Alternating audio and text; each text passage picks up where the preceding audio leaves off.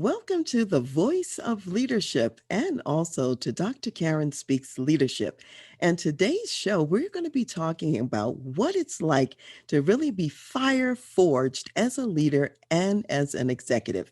And I have a very special guest today, and my special guest is Dov Baron. And Dov Baron is what is called the Dragonist. And as the Dragonist, Dove shows leaders how to recognize and nurture dragons, also known as the top talent in organizations. Often, those dragons are hidden. And Dove says a dragon leader is not a position, it's someone who's always pushing to improve and wants those they serve to also reach their full potential. He is also an Inc. magazine top 100 leadership speaker, number one Fortune 500 podcast host, Entrepreneur Magazine contributor, and a loyalty authority. Dove is the leading authority on actualized leadership. Actualized leadership means getting the result you set out to achieve in the most meaningful manner. Working with diverse leaders and executive teams, he creates fiercely loyal cultures. You can't achieve loyalty without meaning, and your best talent only stays when they feel they are part of something larger than themselves, says Dove. The best selling author of two books, One Red Thread and Fiercely Loyal: How High Performing Companies Develop and Retain Top Talent, Dove is also known as one of the top 30 global leadership gurus. He has spoken to the United Nations, in Iran to the World Management Forum, the New York National Speakers Association, and the Servant Leadership Institute. Dove believes the world needs more dragon leaders, committed to living their purpose, standing in their truth, and empowering others to find their fire and do the same. Today, Dove shares how dragons are born in fire. Fire experiences that could potentially destroy you are instead turned into fires that birth purpose, passion, and a hunger to champion others to nurture the dragon fire in themselves, their families, their communities, and their companies. So, Dove, the Dragonist, welcome to the Voice of Leadership podcast and also to Dr. Karen Speaks Leadership TV show. And thanks so much for being here with me and being my guest today. Thank you, Dr. Karen. It's a pleasure, honor. Always love having these conversations. I'm happy to be here. I'm happy to share and hopefully serve. All right, that's excellent. So let's just jump right in and let's get started right away. And my first question for you is this. I know that you now live in Vancouver, British Columbia, up in Canada, and that your business is successful and you're doing well. However, you were originally born and raised in Northern England in a Jewish home, and you lived in what you say was a ghetto, and you came from very humble beginnings. So tell us a little bit about your early life and how you grew up. Well, I was born very young. That's good.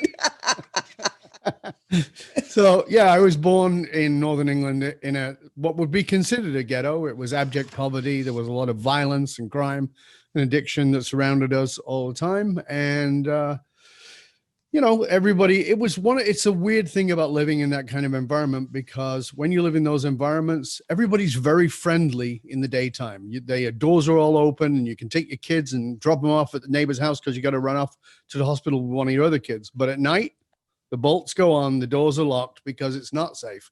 And it's a weird dichotomy about that environment. And that's where I grew up. And I grew up there feeling like I was an alien. I didn't fit in. I knew that I wanted something more, and I looked at things differently than everybody who was around me. So now that's quite interesting. You felt like an alien. You knew you wanted something more. How did you get that desire from something more in that environment? What sort of entered into the picture that allowed you to see beyond what was right around you? It's interesting because when I was, I think I was 7 years old, my mom shipped me off to the rabbis because she figured I was possessed. Uh, I think she Okay. expected my head to start spinning around and green vomit. But because I would speak about things that I called beyond the veil, meaning they weren't just here. I had a sense of other things, and my mom just didn't understand it. And so I was sent to Lubavitch to be with the rabbis, and they started to explain to me about the spiritual world.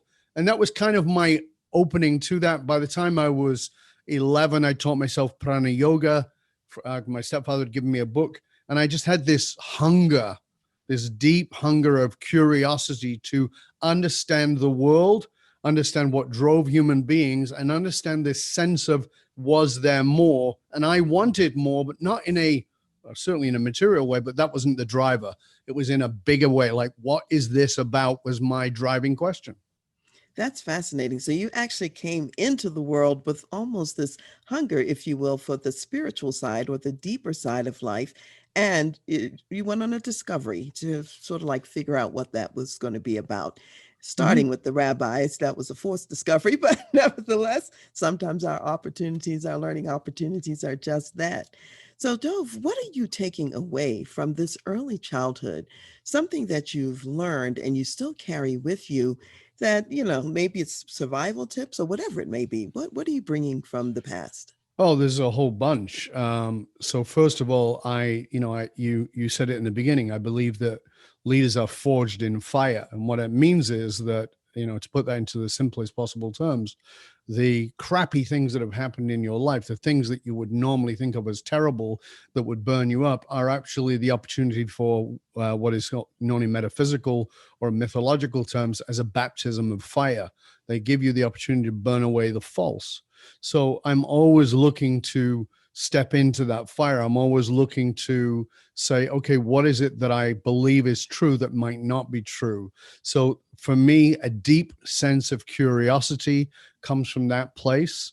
And on top of that, the understanding psychologically, because as you know, I've studied many different forms of psychology, but the deep understanding of psychology that every human being, no matter who they are, whether they're Barack Obama or whether they are Donald Trump, whether they are the Dalai Lama or the mass murderer, every human being is simply trying to feel better. And by understanding that from where I came from, it gave me compassion for myself and others. Myself much later, but for others quite quickly. But for just this understanding that whatever you're doing, whatever that person is doing who's driving you crazy, they're trying to feel better. There's some pain that they may not be aware of that they're trying to ease.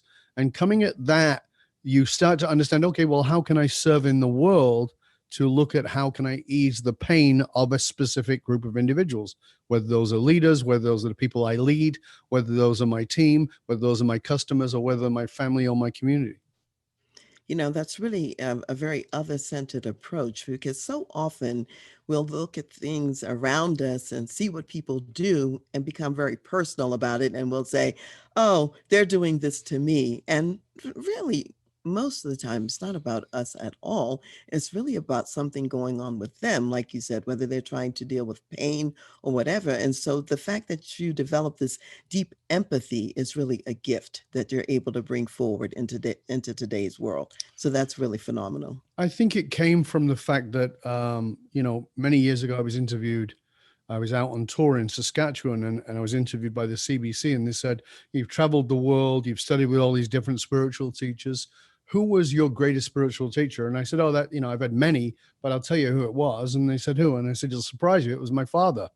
They go, oh, was your father a very learned man? I go, no, my father was a sociopathic narcissist. He was a fabulous teacher of what not to be. He Hmm. taught me how to, he taught me the perils of not connecting, the perils of not caring about other people, the perils of not feeling a connection to anything other than himself. That was a great spiritual lesson. Now, I've had amazing teachers who from the Vedanta University in Bombay, Buddhist teachers, Taoist teachers, rabbis, bishops, etc. But that fundamental, we also learn best by looking at what we don't want. If you ask people what they want, most people will say, and they'll start umming and ahhing. Ask them what they don't want, they'll tell you very quickly. So we learn by looking at what don't we want. So my father was a wonderful teacher because he was such a douchebag. And I know that that's probably might be I don't know if that's a bleeped out word, but that's what he was. And you know, and it's not, I don't look at that in a way of like, oh, I hated him. It's not that at all. I'm actually very grateful for those lessons. It's taught me a lot. So it's that that brings on the empathy and the compassion, is going, oh, that's what it looks like to not have it. No, thanks. Exactly. And it's really, you're sort of fortunate that you have that picture of what you don't want to pursue at the same time, which is really great. So you're starting to talk a little bit about this, Dove, already. Your father being kind of like maybe one of the catalysts for your interest in leadership. You got a Mhm. picture of what you didn't want. What other catalysts were there? Were there other sort of catalysts that got you interested in leadership?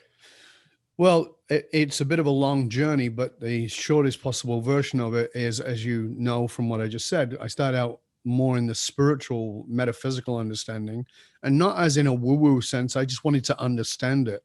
And I got really tired very quickly, even though I traveled the world to study with these great teachers, tired of spiritual people who couldn't get their poo in a pile, who couldn't make a decision, who couldn't hold a relationship. And so I started studying psychology. I wanted to understand what made human beings tick. I studied Jungian psychology. I studied Campbell's work. I studied all these things that are now called attachment theory. And I became a therapist. And I got sick of people moaning, complaining, and whining and not doing anything. So that frustrated me. And I started studying excellence, what today is called leadership.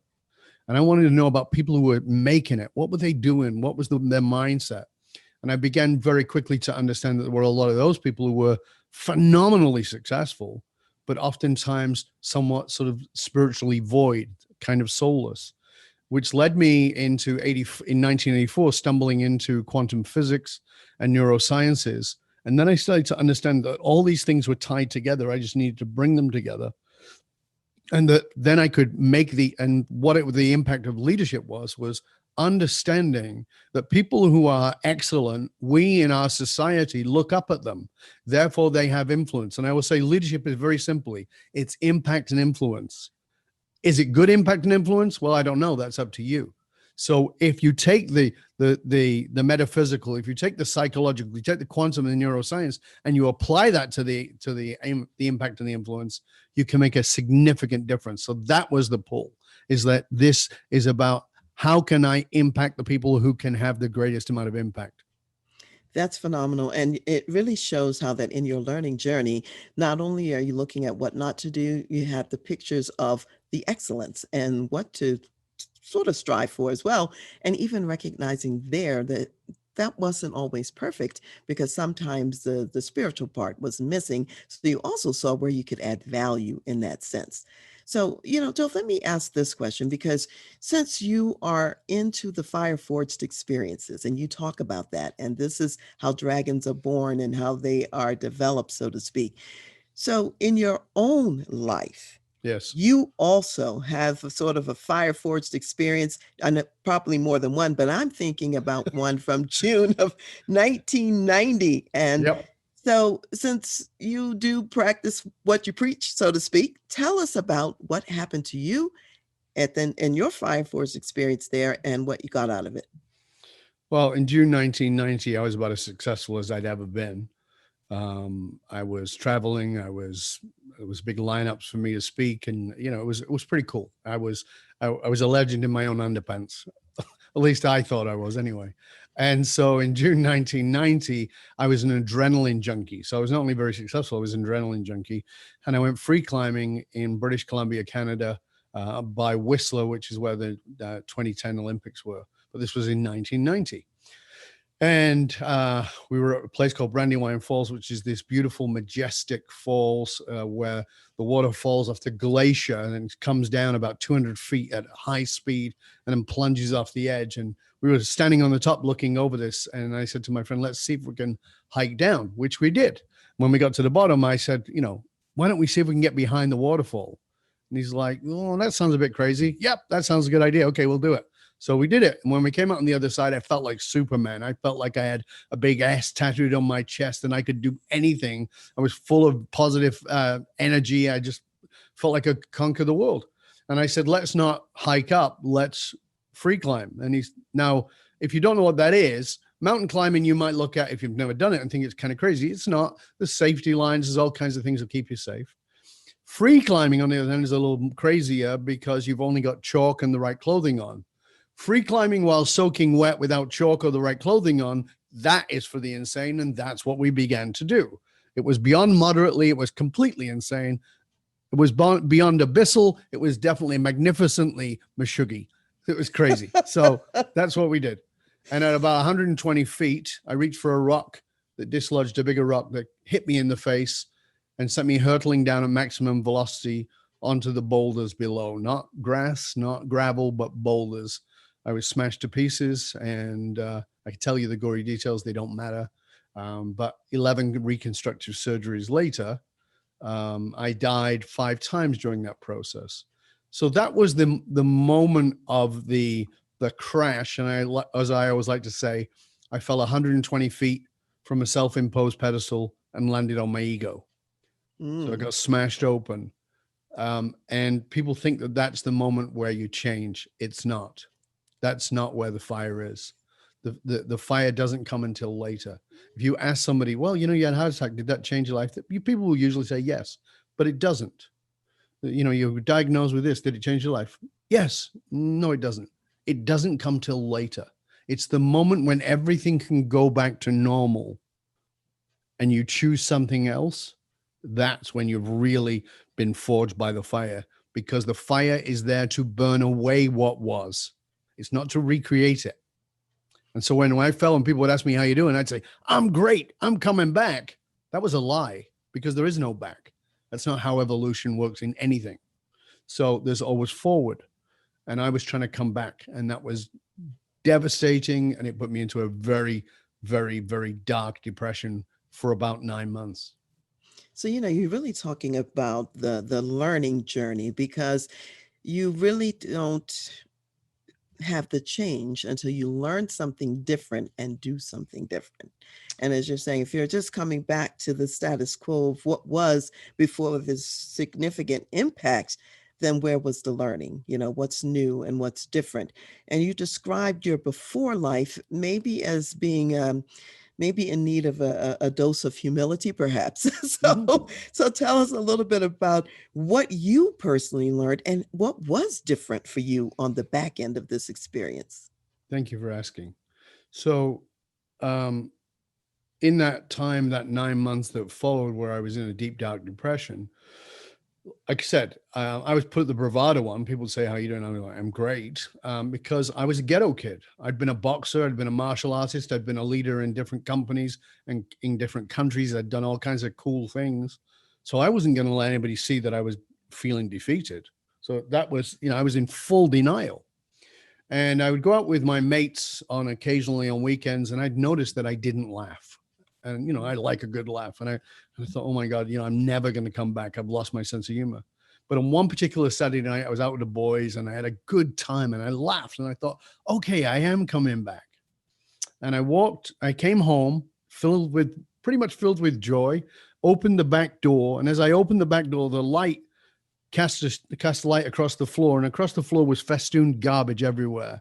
There were meat wrappers, there were coffee grinds, there was kitty litter. It smelled horrible, and I knew exactly who the culprit was. And I went from feeling joy to feeling rage, full-blown rage, like I'd not known before.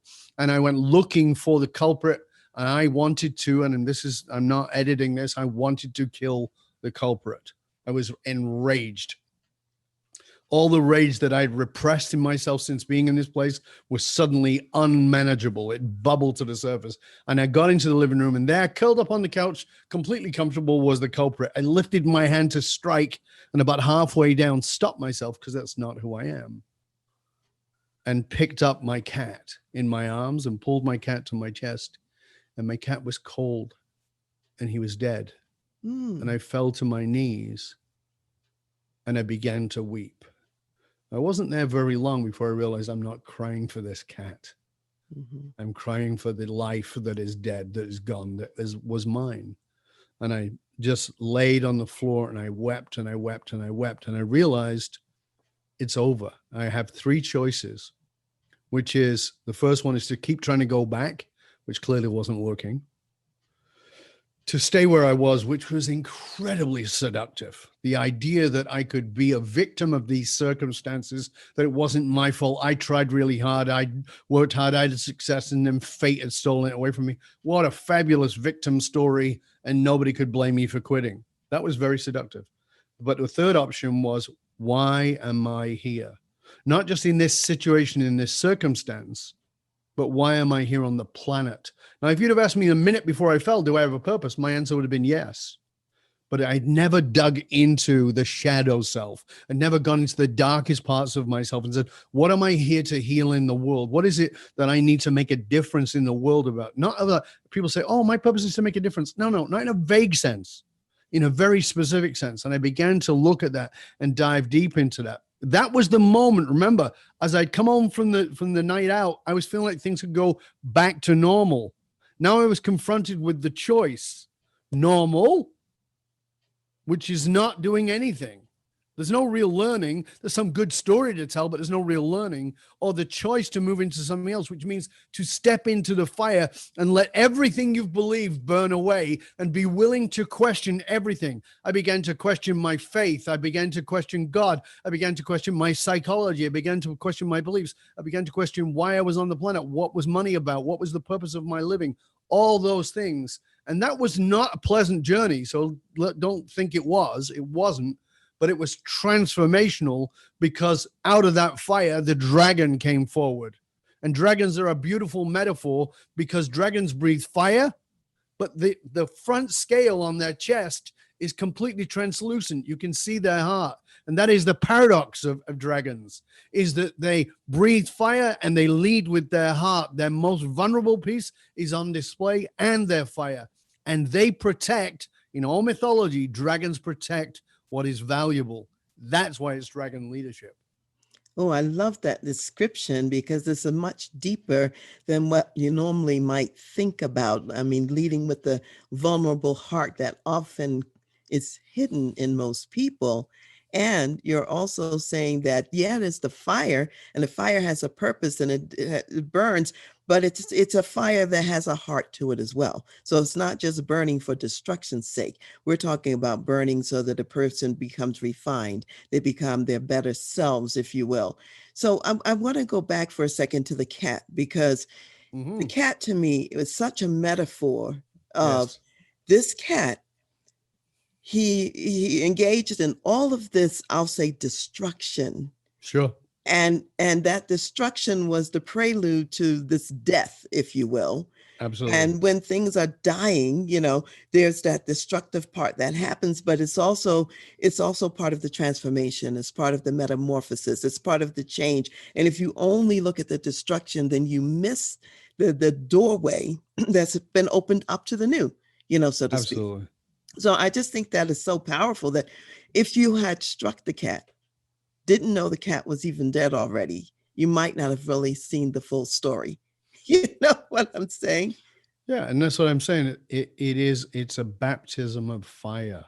The baptism of fire is, so I always say to people, enlightenment, you think of it as this, enlightenment is a destructive process. It requires you to burn away what you've held as truth that is false. But you can't know it until you're willing to question it. All truth is truth until you question it. All truth is simply truth until you question it. Then you discover maybe it's not. And if you really want to be on your own path, the question to ask yourself is, what is it that I believe? And then say, how is this possibly not true? Be willing to question everything you believe, and then say, how is that not true? And what you'll find is that deep level of curiosity will allow you to grow. You look at a certain piece of people, of race or of color or of faith or of stature, and you say, those people are. Well, how do you know? Well, because I met one. Well, have you met them all? No. So is it true? Truth is very simple. If you want to understand truth, it's very simple. It is universally true and unwavering. So I say to you, okay, is gravity true? You say, well, I guess, yes, it is. Well, it's actually not unwavering. It is true. There is always gravity. But if you're in space, there's less gravity. If you're on the moon, there's less gravity. So it's not unwavering. So even gravity, which is a universal truth, is wavering. And it allows us to then be open-minded. This deep curiosity allows us to explore a deeper level because the universe and everything in it is paradoxical. This is what Albert Einstein understood. It's what made him a genius. It's how he came up with his theory of relativity. It's what Niels Bohr discovered in quantum physics, that there's a wave and there's a particle. They're both at the same time. Everything is paradoxical. So when you look at somebody and you go, that person is evil or bad, that's a paradox. There's something in them that they believe is entirely good. Listen, I was born Jewish, as you said. And I know for sure, with absolute certainty, that Adolf Hitler believed he was a good person. He was a vegetarian and he loved animals dearly and hated cigarettes. Well, I love animals and I hate cigarettes. Does that make me Adolf Hitler? No, but I can have compassion for that part. Everybody is paradoxical. And when you understand that, you start to have a deeper level of compassion for people and you are willing to question your own limiting beliefs. I also think it's really powerful that as you begin to examine what it is that you believe and are willing to have it tested in the fire, that what also happens is what is valuable, I guess I'll say, and Yep. what is true can Mm-hmm. handle the fire. You think Absolutely. about like gold, and when gold is refined and the impurities are burned off, the gold doesn't get destroyed. What's really the true value remains even through the Absolutely. fire. And so I think we can safely say that there's no need to fear the fire, because the fire is what gets you to the core of what's most valuable and what's most important in life. So I really appreciate what you're saying about this phenomenon that you are describing in essence. Let me ask you another piece about this, Dove, because you've talked a lot about what being forced through the fire is all about, and the experience itself is not the end game, so to speak. You've got to Mm-hmm. process some things, you've got to learn some things, and you've got to change. Now, you also have said before that it's different. The dragon fire is different from mission or purpose. Yep. Can you unpack that a little bit as well and share with us what Absolutely. the Thank you difference for is? asking. So, when I say dragonfly, often people think, oh, that's a new branding way of saying mission or purpose or vision. No, no. So, a mission is where you want to go to. A vision is how you're going to get there. That's fine. And a purpose, as Simon Sinek put it very well, is your why. That's great. And people will say, well, I've done that work because I read Simon's book, Start With Why, and I go, do you know the first word of that book title? And they go, yes, start. And I go, that's right. It's the start. It's not the end. So Dragonfire is the why of your why. So what does that mean? Well, I'm going to tell you in the simplest way that I can, if I may tell you a short story. Um, a while ago, a very good friend of mine, somebody who's become a very good friend of mine, who was actually a guest on one of my shows, his name is Jamie, and Jamie Mustard, who wrote a book that is a best-selling book, was the #1 book in the world for a while in branding, called The Iconist. I highly recommend you get it if you want to understand how to do branding. But in an interview with him, I was explaining to him about Dragonfire. He was asking me about it. And he said, I'll be honest with you, I back away. When you talk about that, I back away from that. I don't want to go there. And I said, I understand that. I said, Jamie, in the interview, let's talk a little bit about your childhood. And he goes, okay. I said, what was it like being a kid where you were? And he says, well, as you know, I was born in LA, mixed race kid. He goes, I didn't really fit in with the black kids. I didn't really fit in with the white kids. And I was, really developmentally struggling with all kinds of things. He was illiterate, etc. And I said, yeah, I understand that. He said, what was the overall feeling? He goes, I just felt invisible. And I said, oh, okay. What do you do for a living, Jamie? And he goes, well, I'm the brand guy. I'm the iconist. You know that. And I go, yep, I do know that. What's your central message? He goes, well, I make you stand out through the noise. I said, can you say that in another way? He goes, yeah, I take you out of being invisible and make the world see you. I go, what did you need when you were a kid? And he went, oh my God, you bastard, you're good at this. I said, yes, that's what it means to be in your Dragonfire. You are giving the world what you needed in a way that not only heals you, but creates that healing in the world. You've just found a different outlet for it called business. but it doesn't matter. It's the same thing. So that's what it is. It's not a mission or a vision or even a why. It's the why of your why. It's you giving the world the very thing you needed. It's bringing that to you. It's the thing that even if you're watching this or listening to this and you're 30, 40, 50, 60 years old and you go, yeah, but I'm past all that. No, you're not. We carry this stuff with us because here's the news. Your unconscious mind, Dr. Karen will tell you this, your unconscious mind has no chronology. It has no clock. It doesn't know the difference between whether you're 7 or 70. Somebody pushes that button, you will have the psychological reaction as if you were 7. It makes no difference. So that emotional need, that hunger within you is going to be there. That is what's important. So you recognize that that's what your dragon fire is, for you to serve the world with what it is you needed. And you know what? That is so powerful because it's the leader really showing up Oh, yeah. and who they really are, not Mm-hmm. hiding behind a bunch of words or hiding behind some concepts or something that you would like to do. You have to go on a journey yourself.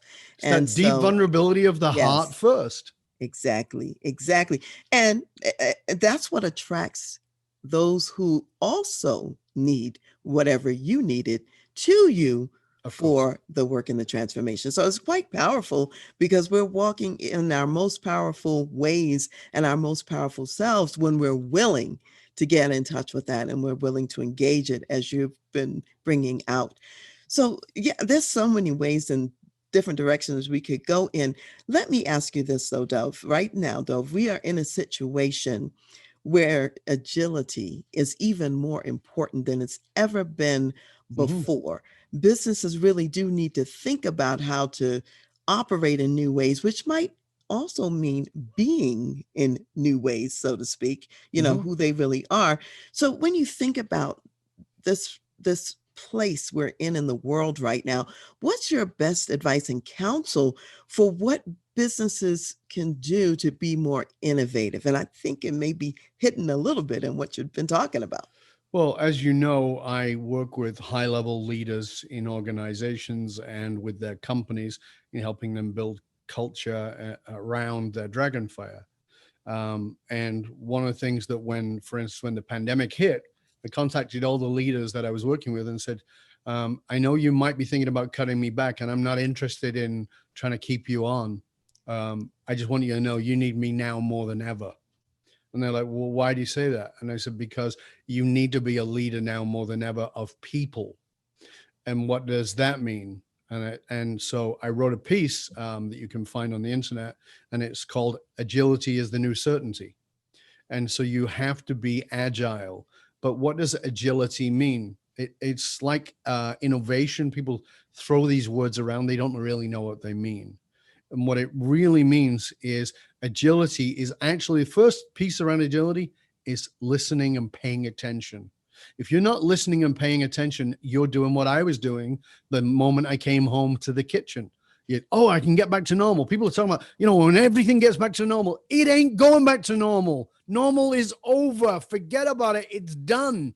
Now, what are you going to create? Agility is not about how can we tweak it a little bit. It's about what is next, not how can we take what this was and make it a little bit. No. What's next? I'm in the speaking world. I have been for 30 odd years. My friends are all speakers. They're all like, yeah, well, when it all comes back and we go back out, I'm like, it ain't happening, dude. It ain't happening in your lifetime. It ain't happening. So what are you going to do instead? You mean we have to do Zoom the rest of our lives? No. I just don't know what it is. You have to think about that, what it is for you. What is next? So the agility is in being willing to let go of what it was. Because here's the thing, we've all heard this, another thing that happened when the pandemic first hit, the D&I, the financing for D&I, diversity and inclusion, went out of the window. It was gone. Then Black Lives Matter and everybody's like, oh my God, like we got to get diversity. Like, you might have wanted that agility a little bit before this. So it's the same thing, is everybody's waiting to react and then they scramble. But you can be ahead of that every single time when you step into saying, okay, what are the real problems? Because everything is a symptom And we deal our lives as leaders. Oftentimes we're focused on symptoms, not problems. I hear people say, the problem is Donald Trump. No, it's not. Donald Trump is a symptom. People say, oh, the problem is the hard left and Nancy Pelosi and all that, or Bernie Sanders. No, that's a symptom. These are not problems. These are symptoms. If you solve a symptom, guess what? It comes Another back in it symptom's and gonna pop usually up. manifests somewhere else in a worse form. Stop dealing with symptoms. So agility is about saying, what's underneath that? What's underneath that? What's underneath that? What's underneath that? And again, it's like, well, here's my mission. Here's my vision. Oh, okay. Here's my purpose, my why. But what's the why of your why? And what is it you're trying to heal in the world? And it's these levels going down that we need to do. That's what agility is. That's what we must have. Agility is the new certainty. So the only thing you can be certain of is that whatever it is not going to be the same tomorrow as it was today. And if you're waiting for things to go back to normal, bye-bye, you're a dinosaur. Okay, so you're saying several things here that are really important. One, the whole issue about the symptom, okay, and not focusing on the symptoms, but getting behind that. So people are out there listening right now, and they're saying, okay, well, if the problem's not Donald Trump, if the problem's not Nancy Pelosi, and if these are symptoms, what is the problem? So in a succinct way, what would you invite people to look at instead of the symptoms? Well, it's incredibly subjective because it would depend on where you're coming from. But I think that the simplest thing to understand is, if we look at this, one of the things I'm talking about now to leaders is we've talked about diversity and inclusion, but I'm now talking about division. People go, why are you talking about division? Because if you're a company and you have, let's say you have 500 employees and you're in America, what does that mean in the context of a vote? That means that half of your staff are likely Donald Trump fans and half of them are left. So how are you going to keep these people unified, working for you and believing in the Dragonfire, the purpose of your organization? If you don't know how to do that, then you're just dealing with symptoms. That's the problem you got to go after. You're going to have to go after division. How do you create the bridge of division that creates safety that is not a safety like this horse crap left-wing safety of, every word we have to be careful and use the right pronouns and be politically correct? That's nonsense. I'm sorry. I know I offend a lot of people. It's nonsense. That's not diversity. What it is common ground. We have to find where we're common, where we come together. Your skin and my skin are different colors. So what? I am also not wearing a flower in my hair. So what? I don't have dreads. So what? Like, we might be different faiths. We might be different colors. We live in different countries. There's a million things about us that are different. Where do we find the commonality? And as leaders, that is the problem we've got to go after, not the symptom. We got to look at, when you're looking for the problem of something, you say, okay, what causes it? What causes it is the belief that we're different. So how are we the same? Come at that. Come at how we're the same, not at pointing out how you're wrong because you didn't use the right pronoun, or you're wrong because you wear a red hat. That's ludicrous. Here's the thing. Again, I want to remind you, everybody is trying to feel better. Everybody's in some kind of pain. If you want to find out what the issue is, what you really want to go after, go at healing people's pain. And I'm not talking about in a woo-woo crystal up the bum kind of way. I'm talking in a real sense. Like, what are you going to do to bring people together? What is the unifying piece around it? When you start to understand that, then you bring your people together. So I want to give you a real problem that's related to what you're talking about right now, Dov, right now, which is this. We're in these polarizing times, and particularly in the United States, people are sharply divided on many issues. And you've been talking about the importance of finding common ground. Imagine that you were actually the leadership consultant, the advisor to the incoming president in the United States. And since you live in Canada, you're safe. You can say whatever you want over here. But here's what I'm going to ask you is, what specific advice and counsel would you give to the incoming president of the U.S. about how to unify the people and the country, what would you even recommend and suggest to get to that common ground? Thank you for asking. As you know, I am asked to do political commentary, and because I follow politics and political leadership for 40 years. So I'm very involved in politics. Just because I don't live in America doesn't mean I'm not. And the answer is very simple. Look at what you think is the problem, which is Donald Trump. Not the problem. Not the problem at all. Here's the thing. People say, oh, well, a bunch of racists and misogynists voted for Donald Trump. No, they didn't. No, they didn't. In 2016, I'll tell you exactly who swung the vote for Donald Trump. Who swung the vote for Donald Trump were the same people who swung the vote for Barack Obama. People who wanted change. That was the defining moment. They wanted the political system to be different, and they saw Hillary Clinton as the same.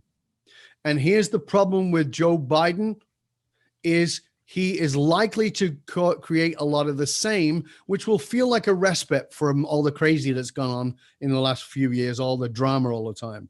But it won't deal with the problem. It will deal with the symptom. People will take a breath. Then the nighttime comedians will go, oh my goodness, like it's kind of boring now. Yes, but it's still not dealing with the problem. So what have you got to do? Well, you know what? You got to go listen, because the problem with politics today is very simple. Money.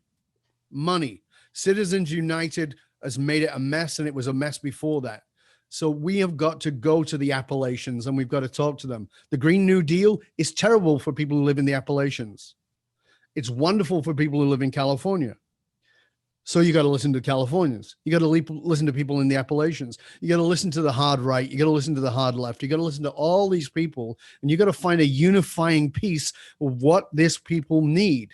What does it mean to be an American that is beyond the politics? That's what you got to do. So the problem is that there's a lot of show of looking like you're listening. That's different than you're listening. Donald Trump got elected because he appeared, and I will emphasize the word appeared, to be listening to those people. I wrote about a piece before he was elected, and it was called Decoding Trump, and I predicted that he would become the president. And I said, why? And the simplicity of it is the greatest scam ever pulled was, I'm one of you, to the working class of America. That's how desperate they were, that they would listen to a guy born with a silver spoon whose dad gave him hundreds of millions of dollars, and they believed that he was one of them. That is not a fool on them. That's a statement of desperation. There are people in cults today, and people go, how can anybody be in a cult? They must be idiots. No, they're not idiots. They're incredibly intelligent. They're lawyers, they're doctors, they're all kinds of things. And they're average people. But there is something being offered there that they can't get anywhere else. That is what you, as the incoming president, must do. You must go looking for what is it that no one's offering them and nobody's listening to, that you want to wrap your arms around, that you're willing to take a risk and a chance on. And unfortunately, where leaders fall down is they lack curiosity and they lack courage. The courage to be curious about the things they don't want to hear, and the courage to take action on the things they don't necessarily agree with, that are actually for the good of the greater good, which might be your organization, it might be your community, it might be your country. It's such a profound thing what you're talking about right now, because it's also a call to not only just be willing to listen and to be curious when you're thinking about what the people need to make it real. In other words, not be fake, not be looking or appearing like you're providing a true solution, but to really be providing one in essence. And so I think that's really profound words of wisdom, really, for today's time. So, Dov, as we're sort of wrapping things up here a bit, how can people get in touch with you? How can they access your books? Say some more about that so that people can find you again. Well, thank you for letting me do that, Karen. Appreciate it. If you want to find out more about me, the easiest place is BARON.com, dovbaron.com. That's the easiest place to find access to my books and my trainings and my private work. If you want to work with me privately, you can do that. There is, I will tell you, a very rigid process to work with me. I only work with 6 private clients a year, one-on-one, although I do work with more than that in companies and organizations. You can find out about all that through dovbaron.com. You can find my books. There are 12 or 13 of them on Amazon, of course, and YouTube channel, Dov Baron, the Dragonist. There's about 700 videos there. I also have a publication platform on Medium called The Dragon's Den. You can find that on Medium. So all those places. You can find out about my 2 podcasts on dovbaron.com as well. And anytime you want to reach out to me, it's very simple. I'm going to give you, I'm crazy, I know. I'm going to give you my email address. It's dov, D-O-V, at dovbaron.com. You can write to me. I encourage you to write to me because here's the thing. Information is what the hole in the donut. Transformation comes from application. Write to me. Tell me what you got out of it and tell me what you're going to do with what I talked about. And please write to Dr. Karen. Tell her too, because she takes the time to bring you these guests. We volunteer our time to serve you. She volunteers her time. I volunteer my time. And these things are not going, they don't just magically happen. They take work, they take prep, they take a lot of things. Write to her. Tell her what you got out of the show. Share the show with your friends. Write to your friends and put it out to them. Tell them what you got out of it, what you're going to do with it. So rate, review, subscribe to the show on all of your podcast platforms. Share it with your friends. Share the YouTube videos with your friends. Let people know about this and let us know what you're going to do with it. Dov at dovbaron.com. All right, fantastic. So, Dov, what else would you like to say as your words of wisdom that you want to leave for my audience of executive business leaders? Something maybe you haven't said yet, or just your wrap-up comment. Sure. I want to say this. Some of it I've said before, but simply, when you're approaching human beings, remember, everybody's in pain. Sometimes they don't know it. Sometimes they're hiding it, and sometimes it's evident. So when you look at the person in the street who has a needle in their arm or they're drunk, they're in pain. But so is that person smiling next to you in church. They're all in pain. The pain may be more obvious or less obvious. So if you look at people in that way, not with pity, but with compassion. Pity is a waste of time, but with compassion, by asking, how can I serve? What could I do to bring some light into this person's life today? And there's only one way to do that. You have to stay curious, my friend. Stay curious. In everything you do, stay curious, my friend. Stay curious. Thank you so much, Dov, for being a wonderful guest today and really challenging people's mindsets and assumptions and ways of thinking about everyday life. And I want to just add to that summary to the audience and say, thank you out there in the Voice of Leadership audience, as well as Dr. Karen Speaks Leadership, for being with us today. And just remember what Dove said today, that there are many people who are in pain. There is a good reason why people do what they do. Have empathy, be willing to be curious, be willing to look and to learn and to lead from the heart, and be willing to serve, to actually make a difference and come up with an answer that's not just addressing a symptom. So you heard it today on the show and from our guest, Dov Baron. So we'll see you next time.